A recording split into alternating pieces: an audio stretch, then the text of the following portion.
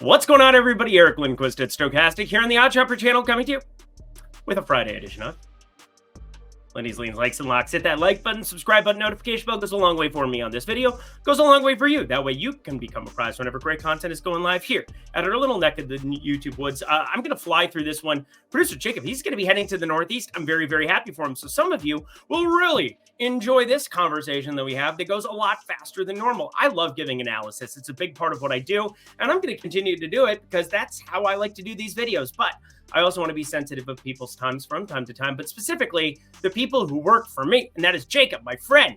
My friend is going to go out there and do some really cool stuff this weekend, so I am going to fly through these picks. We got Bet365. We'll talk through the process of it. Plus, we got the marketplace. You can sign up for that using promo code Lindy50. If you just fire that up over at Odd Chopper at the link below, 50% off using your first week or month of that is, using code Lindy50.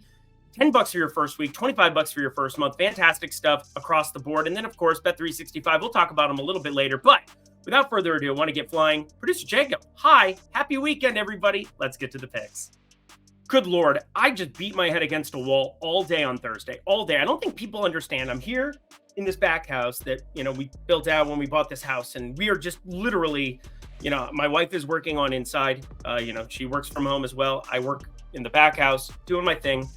I probably reran my model about Paul Skeens like 48 times for no reason, purely because I'm like, oh, we're going to get news on pitch count, and I want to be ready to react to the line, and I want to be able to hammer this, and I need to get money down here, and I need to get money down there, and I couldn't figure out what I wanted to do, so you know what I ended up doing? Nothing. It was an impossible situation to figure out because I didn't know what the pitch count was going to look like. And, armchair quarterback, everybody can act like they knew what was going to happen. But when they said he's going to be on an explicit pitch count, it was really hard to figure out to know what to do. Well, he only pitched 87 pitches, but it's Cincinnati. They're coming off of putting up a zillion runs, but also having some weird game scripts against Toronto. They end up traveling to Pittsburgh and, 9 strikeouts, including...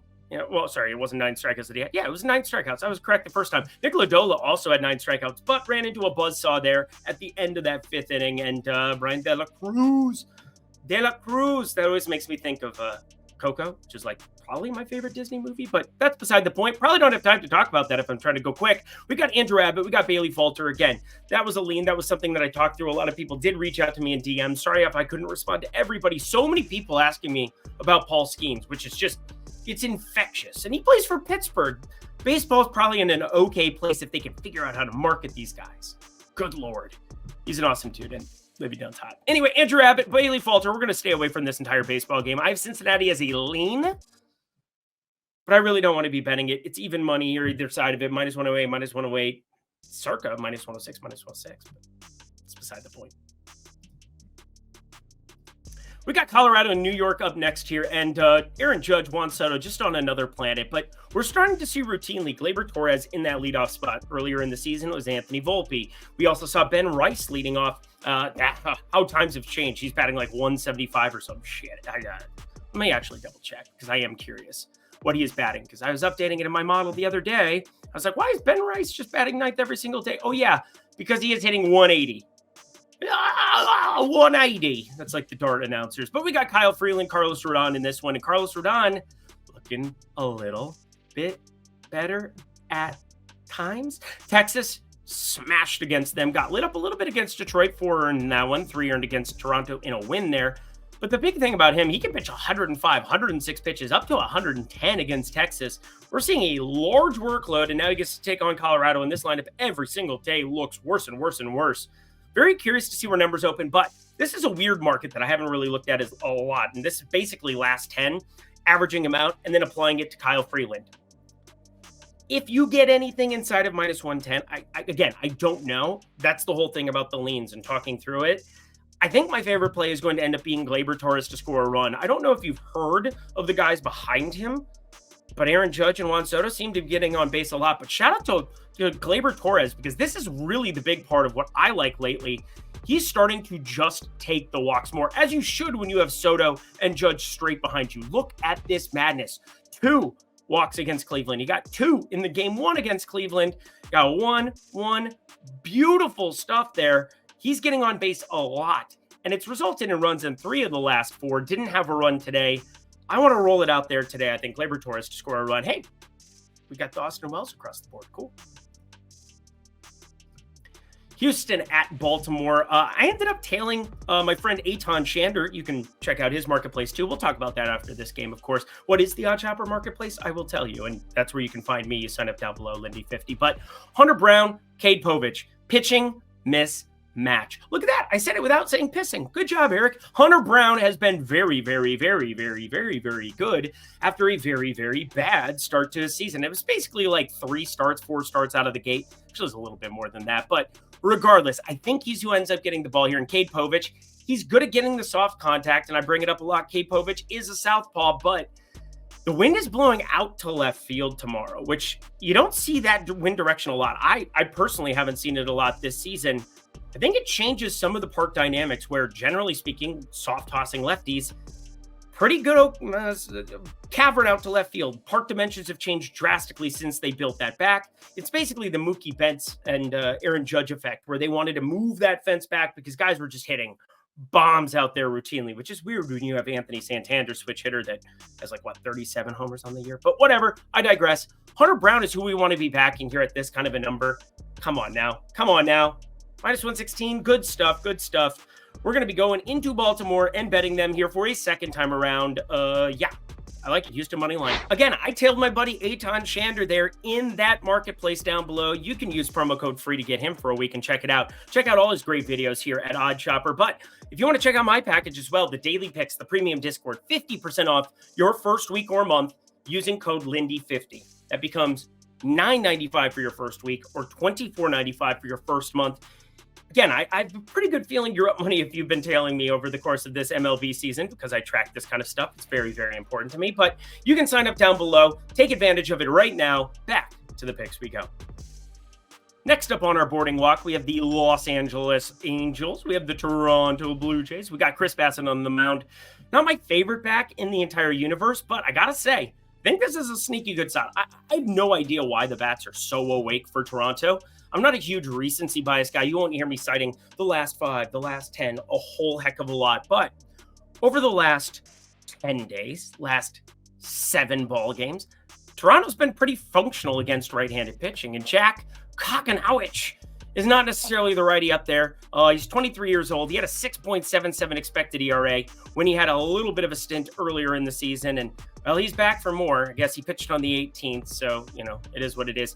He's had 2 starts, I guess, in the last month. Oh, boy. Best of luck to you here, young man. Toronto on the run line. I like this one quite a bit. Fire it up. Next up, we have Arizona at Boston. Brian Bayo taking the ball for the Boston Red Sox. And this guy, I bring it up a lot. His ground ball rate is always decent. I don't know. I always say, I bring it up a lot, as if, you don't watch me a lot. But maybe you don't. I don't know. If this is your first time. Leans, likes, locks. Locks, those are 1-unit plays. And we don't have any of them on this program, but I have a ton of likes. Again, I want to diversify my portfolio over the course of an MLB season. I want to stay the path. And you're going to get exposure to way more bets in MLB than you are in any other sport, except for maybe NBA, because I get a lot of bets down in NBA.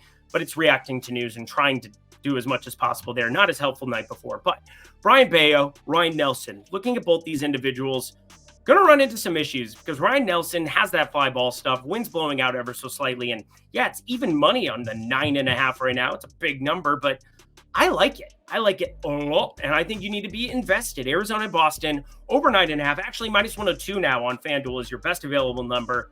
Still love it. Anything inside of minus 110 on this number, I will take. Chicago at Miami, not a ton to parse through here. It's a ballpark that you can probably tell. I don't get a ton of exposure here because I like the unknowns. I like judging weather. I like being able to find subtleties in lineups. And, I don't think there's a ton of that going on because Chicago, they're not really a lot to play for. Miami, not a lot to play for. They're going to play youth. They're also not going to pinch hit a ton in certain spots. Plus, they don't really have the pitch hitters that can really come in and do certain things there. So as I'm piecing through this game, 8.5, there's only 1 8 available out there, but an 8.5, I'd be okay with the over. But I repeat, this is a ballpark where people were betting Jake Berger and sending me screenshots plus 290, plus 300. I know I've been talking a lot about him smashing the ball lately, but those aren't numbers I want to back in Miami too often with this ballpark. Maybe if they open it up and have those wind tunnels and doing whatever. There's nothing to really parse through here. Over 8, 8.5, just a lean for me. I'm going to be staying away. Texas and Cleveland. Oh, man. It's so weird. When you get a book disparity and FanDuel opens this, it's sitting at minus 134, and every other book is minus 140, minus 142. And I thought, oh, man, I'm going to unload the clip here with Tanner Bybee. But I kept rerunning some of the numbers, and it's not grading out as positive EV against Nathan Eovaldi. He's fastball heavy. We got the wind blowing in a little bit to kind of help you have a little bit of a funnel there. 23.9% K rate. Does have that 43.4% hard hit, and it can snare you a little bit with some of the lefties, Josh Naylor, Jose Ramirez, Daniel Scheinman. I mean, he's in the ball hard, 42.7%, but 217 expected batting average, 332 expected slugging. Not the droids you're looking for. So we're going to be staying away from this one as well. Cleveland money line if you made me on that FanDuel disparity, but probably another game I'm not betting. Oh, am I going to bet this, though? We got Chris Sale. Chris Sale on the mound. Who is it for Washington again? I even forget. Mackenzie Gore. This is actually a guy that I've backed a lot. We had a first 5 lock on him in San Diego that went poorly in the 5th when they were up 2 runs. I'm never, ever, ever, ever, ever going to let that one down because it just torched me. But we got Chris Sale on the mound, and this guy is a rolling. Keep rolling. I'm really hyper today. 33.6% K rate, 255 X12, really, really good stuff. But obviously the strikeouts are what we're most concerned about. Joey Gallo's back in our lives. I doubt we get him in the lineup, but if we do, that is a huge boost to strikeout projections here. Washington doesn't strike out a lot against lefties, 19.8% K rate, but they don't face many lefties the quality of Chris Sale. And that's really what this comes down to, friends. Give me the ladder up to 10 Ks here. I'm worried this opens like 8.5. That would be a disaster. But 7.5, where it's juice to the over, I'd be okay with within a certain reasonable condition. And then we're going to be looking at the 8, the 9, the 10. We're going to be going, that's what a ladder is. Just goes that way, or which side of the screen? There we go. Good job, Eric. Let's talk about 365. Friends, in Pennsylvania specifically, it's also available in Iowa, in Virginia, New Jersey, and Arizona. Lots of places. But check it out. Bet 5, get 150 in bonus bets over in Pennsylvania. Great opportunity. Great opportunity to sign up. Get yourself $150 in bet credits when you bet just $5 on anything. I can't really add anything to it. Do you want $150 in bonus bets and 50 spins in the virtual slot machines? Well, if you do, and you're in Pennsylvania, bet 5, get 150, and get that opportunity because, well, build, sustain your bankroll down at the link below. Only if you're 21 and over. If you have a gambling problem, please call 1-800-GAMBLER. Back to the picks we go. Now, where were we? Oh, great. Detroit and Chicago. No way Eric has a play on Detroit and Chicago.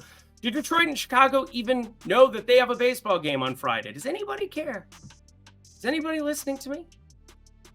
Are there any horse socks? Powder Montero, Chris Flexen in his candy paint rolling dank, sipping drank on an 84 swing. God damn it, I stuttered it through. Anyway, Chris Flexen, 344 X12, but 15.7% K rate, not very good. But Powder Montero, pretty terrible too, 345 X12, but 450 expected slugging, working through the weather. I think it's going to be okay. I think we want to be betting it over here of 8.5. I like it. I don't love it. I don't want more of Detroit and Chicago. I just want a half unit. Philly at Kansas City. Oh my. We got ourselves Taijuan Walker. This is your life. Nobody's going to get that one. Actually, one person did once upon a time, but I want to point this out. I'm not a big last 30 days, last 90 days guy, but I'm going to make a little bit of an exception because there's a little something going on here with Taijuan Walker specifically. We're not going to focus on Michael Waka at all in this segment because I think he's just been solid enough. I feel like that's what we can say about a lot of these Kansas City guys other than Cole Reagan's last time out, but traditionally very, very solid. Seth Lugo, very, very solid. Waka, good with the hard hit. I said I wasn't going to talk about him, but Taijuan Walker, 14.3% barrel percentage on the season, 49.2% hard hit, but it gets a little bit weird here because he's got over his last 30 days a ridiculous 467 ISO given up to right-handed hitters. I want you to know it, the best hitter, like basically on planet Earth, in a specific ballpark this season, other than Aaron Judge in New York, Bobby Witt Jr. in Kansas City. His home splits have been absurd. Plus 611 expected slugging, 15.5 degree average launch angle, 50% hard hit. I thought about doing it. Oh, did I think about doing it, my friends. But we're going to go Bobby Witt Jr. to home run lean like, better than plus 280. These numbers could look ridiculous. And the wind's actually blowing in a little bit at Kauffman, and that kept me from doing the, you know what I mean? because I wanted to. It's breaking my model right now. I will also add that he is getting swing and miss against righties, 27.8% K rate against righties in his last 30 days. But I digress. It's just a 78 pitch sample size. I don't know how long he's going to be in this one.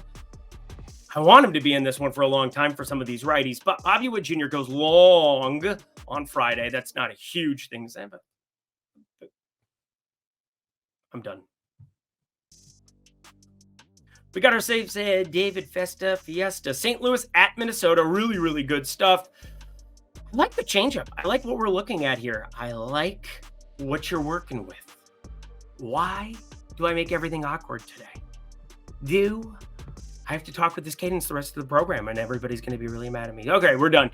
We're going to move ourselves along. I mean, what do I even say about this? I like the Festa ladder up to 7 strikeouts here because of that changeup, because he has some decent strikeout stuff. And St. Louis, the one thing is Matt Carpenter. Been in their 8th in a lot of these iterations of lineups. 30% K rate, primarily in there only against right-handed pitching. David Festa, it's so weird. He's another very, very tall righty with like no velocity. It's so weird. I guess he throws a 95. He throws it harder than Bailey Over, but not like 9,900 like you see a 6'6", 6'7" guy throwing it. Again. Milwaukee and Oakland. I'm going to just focus on,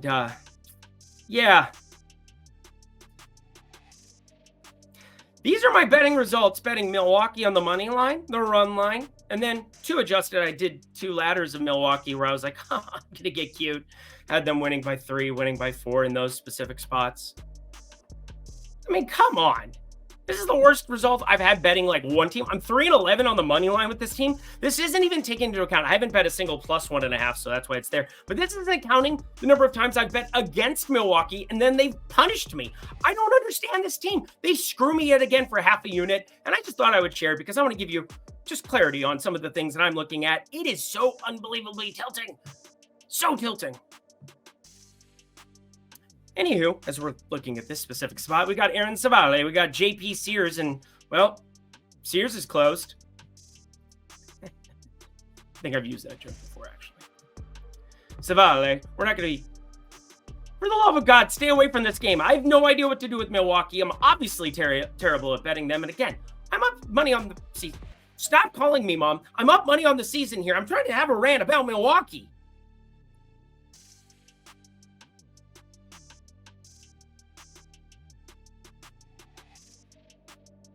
For the love of God, stay away. Next up, we've got ourselves a little bit of an interesting one. Paul Blackburn on the mound going up against Joe Musgrove. And Musgrove, I've actually been picking on him quite a bit this season. But for whatever reason, he's not the guy I want to emphasize here because something's grading out really, really, really, really well for me. Now, I've had Jake Cronenworth, like long shot stuff. Jackson Merrill's been out of control here too, but there's a lefty, actually a switch hitter, that's not getting a lot of attention this season that I think needs to be highlighted a little bit more, maybe even by me, because nobody's talking about it. We got a dude going absolutely berserk for them. Absolutely berserk. His name's Jurickson Profar, and he's been one of the best hitters and one of the highest WARs in all of baseball. 365 xWOBA, 284 expected batting average. Holy mother of God, has he been good. I'm going to be calling 2+ bases up against Paul Blackburn, a guy who on the other side of this one, he does a decent enough job with the hard hit, but it's a ballpark that's playing small. He's got a 20.6% fly ball percentage, which isn't that high, but 428 expected slugging, 261 expected batting average.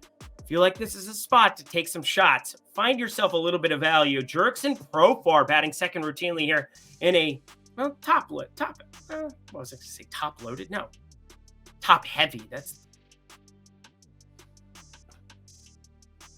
Jurickson Profar, 2+ bases to homer. Let's party.